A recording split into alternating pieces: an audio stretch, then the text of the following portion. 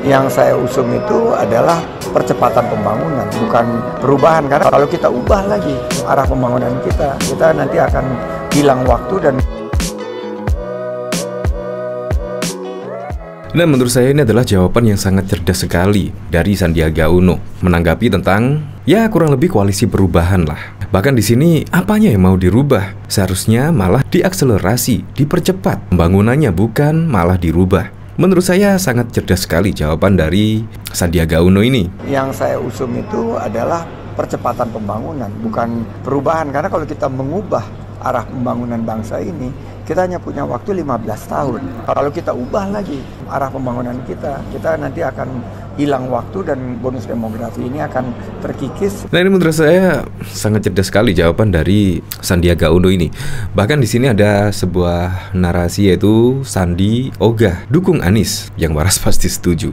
Apalagi yang digaungkan adalah perubahan ya. Perubahan apa yang dimaksud? Sampai saat ini pun saya juga masih bingung perubahan apa yang dimaksud. Perubahan pembangunan, perubahan tentang pemberantasan korupsi, atau perubahan apa? Sampai saat ini juga masih belum ada gagasan-gagasan tentang perubahan yang dimaksud.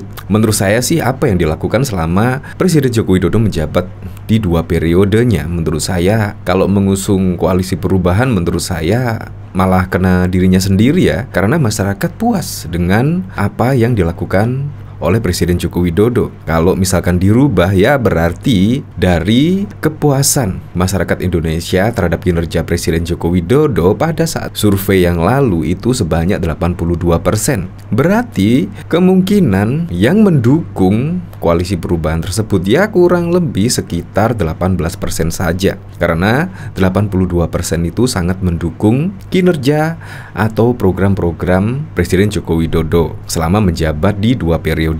Jadi menurut saya kalau mengusung koalisi perubahan dan juga sampai saat ini belum ada gagasan-gagasan tentang perubahan yang dimaksud oleh koalisi perubahan tersebut. Nah, jadi bingung kan?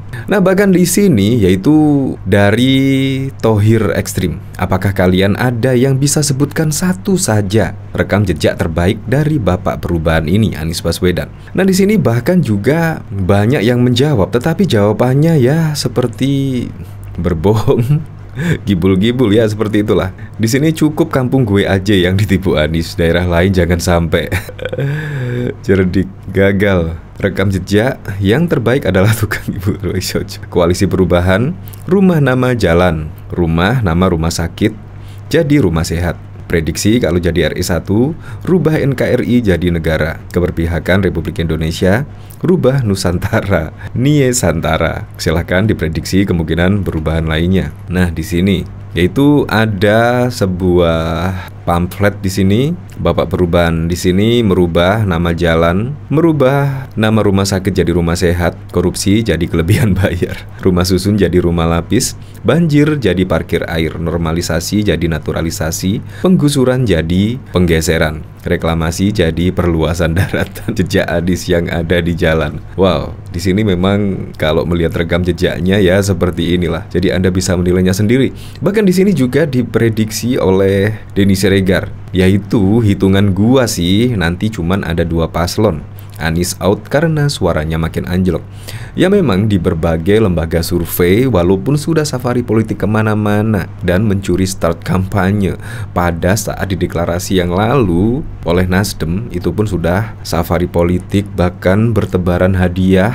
Tetapi yang uniknya lagi dalam sebuah hasil survei, elektabilitas Anies bukannya naik, justru semakin merosot. Bahkan dari saat ini yaitu nama Ganjar Pranowo dan Prabowo Subianto ya saling kejar-kejaran lah. Tapi ya Ganjar Pranowo masih unggul.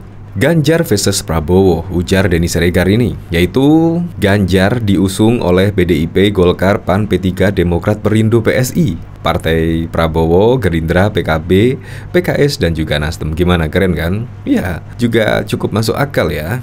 Apalagi menurut saya sih PKS, Demokrat dan juga Nasdem menurut saya koalisinya gimana ya, kurang solid ya. Apalagi ditambah dari elektabilitas Anies Baswedan semakin hari bukannya naik semakin menurun. Itu bisa saja ya membuat kegalauan ya, membuat yang mengusung Anies Baswedan bisa pusing. Gimana cara menaikkan elektabilitas Anies Baswedan? Apalagi saat ini juga ada kader Nasdem, yaitu terjerat kasus korupsi 8 triliun. Itu menurut saya juga akan menambah jeblok ya, yaitu dari elektabilitas Anies Baswedan di lembaga survei. Pasti akan berpengaruh besar lah terhadap elektabilitas dari Anies Baswedan. Nah, di sini coba kita lihat komentar-komentarnya. Ini info A1 apa A12 bang? Ada aja. Partai Umat biji mana bang? Masa baru hai udah gudai.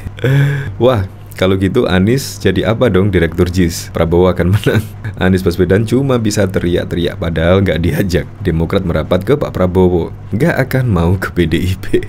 Nah, di sini bahkan juga sudah ada beritanya ya. Nah, di sini pegiat media sosial Denny Siregar menyebut pemilihan presiden Pilpres 2024 akan diikuti 2 pasangan calon saja. Nah, ini berarti mengingatkan saya pada tahun 2014 dan 2019 ya. Nah, di sini menurut Denny Siregar sih cukup masuk akal saja. Ya, cukup 2 pasangan calon saja lah. Yaitu ya cukup 1 putaran.